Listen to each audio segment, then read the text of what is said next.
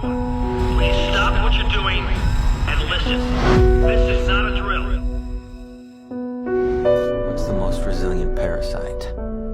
An idea. A single idea from the human mind can build cities.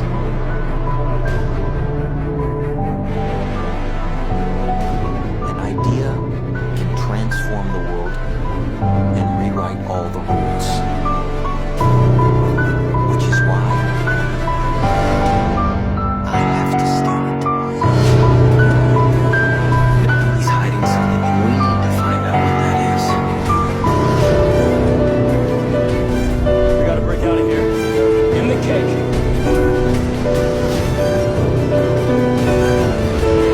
This was not a part of the plan!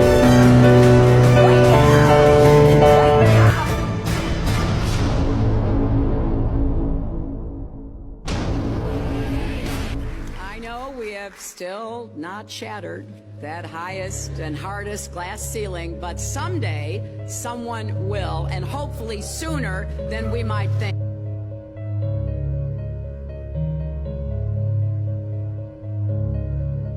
As the galaxies go whizzing by over the glass domed ceiling. Now tell me that doesn't work for you. If it's true, does it change how I live my life? This is something that is not an easy answer because of the magnitude of what we're talking about here. How it will change your life, first of all, when you understand it, is dramatic, to say the least. Will it change you from having to go to your job every day and the things that you typically do every day? No. But when this knowledge becomes more mainstream and these agencies are starting to be held accountable, and you understand that they're all participating in this, not just the United States government, not just NASA, but China, Russia, India, all of them have space programs. They all have the same symbolism. They're all doing the exact same thing to their citizenry. And the first thing you have to understand about this is that the deception goes all the way to the top. And when I say all the way to the top, you have to kind of get rid of the notion that the people at the very highest levels are working together.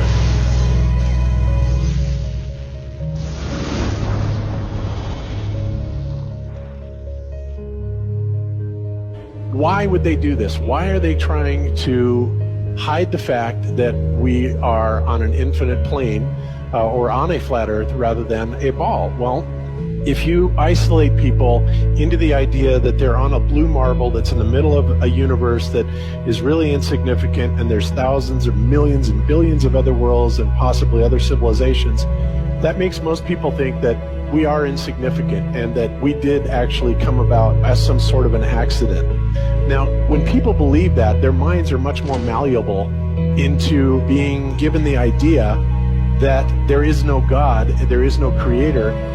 And because of that, that also gives the controllers this fertile soil to build other deceptions on.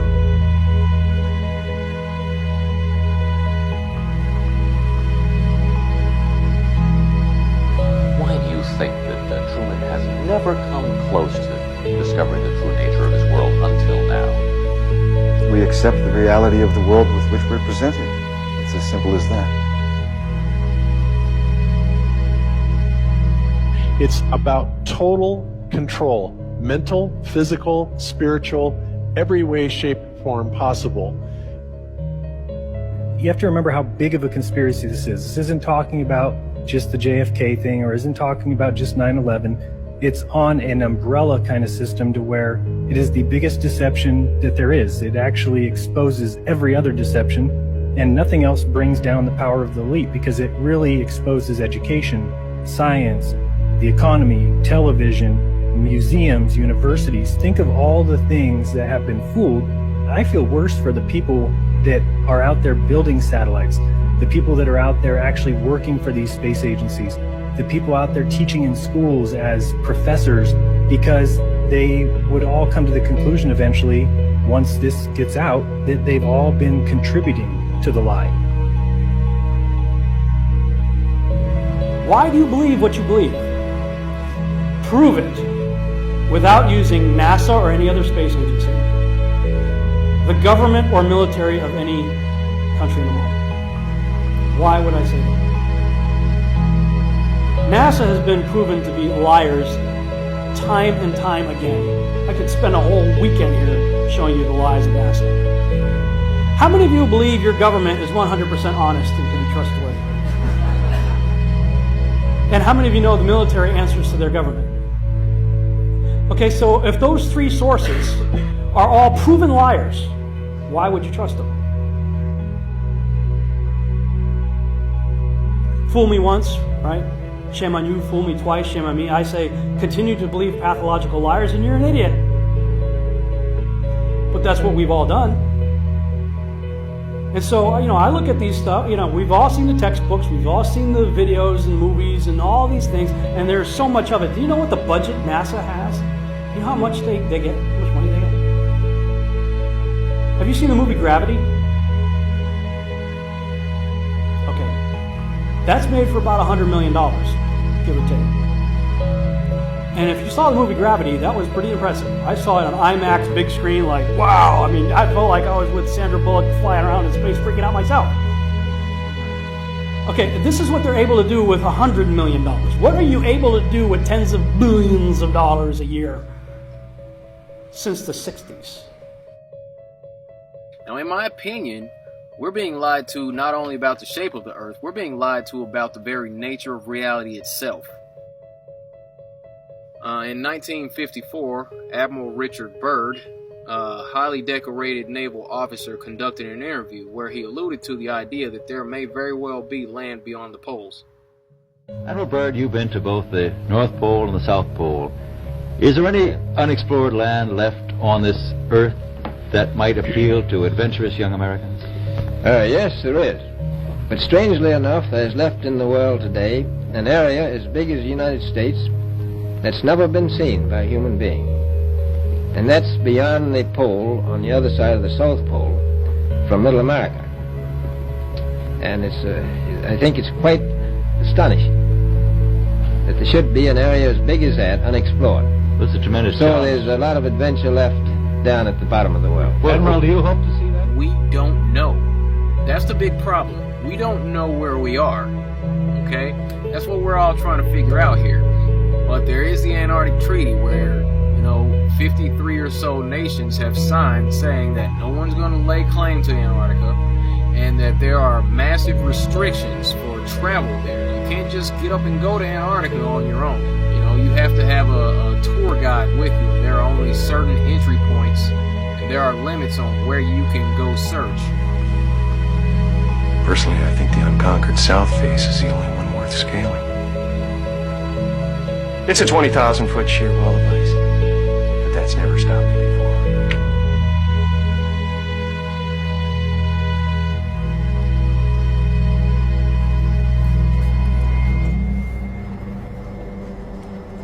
Welcome.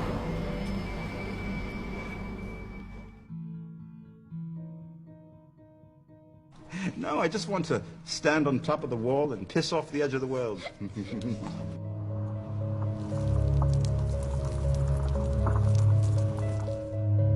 What difference does it make? What difference does it make? Yeah, that's their favorite line. Got a lot of people, what difference does it make? You can't figure out what difference it makes? If you can't figure out what difference it makes that the people running your world are lying to you over and over your whole life, if you can't figure out that someone lying to you is trying to control you, suppressing of information, of knowledge is control. Deception of information and knowledge is a form of control. So what difference does it make? It makes a big difference, because once they start omitting information or lying about information about where you live, they're doing it to control you, period. Why am I having to explain this to critical thinkers in the truth movement? The way you control billions of people is to keep them divided and fighting each other. Flat Earth is not a psyop. Flat Earth destroys the psyop. Every psyop that's been used to control control us for as long as they've known about it. So this system has been in power and control for hundreds of years, ever since they convinced the rest of the world that they didn't know where they live, and created this fantastical scenario to make people feel insignificant and to follow those that appear to know better. Why is the flat earth so important? Because it shows the deception. And if everybody would just come together and demand answers, they would be in checkmate. They would not know what to do. Train up a child in the way that he should go, and when he is old, he will not depart from it. I believe that's why we have so many who are indoctrinated to still believe and fight so hard for the heliocentric model. The reason being is because we've been taught the globe model since before we had the ability to think for ourselves. Think about that. Before you could think for yourself, before you could form rational thought, you've been taught that you live on a spinning ball, although your five senses tell you something totally different.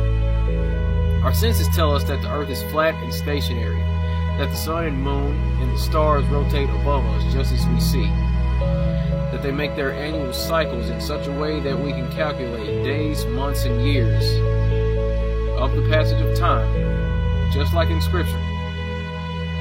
The earth in itself works like a well-designed timepiece, and we all know that any timepiece that we can think of has a designer.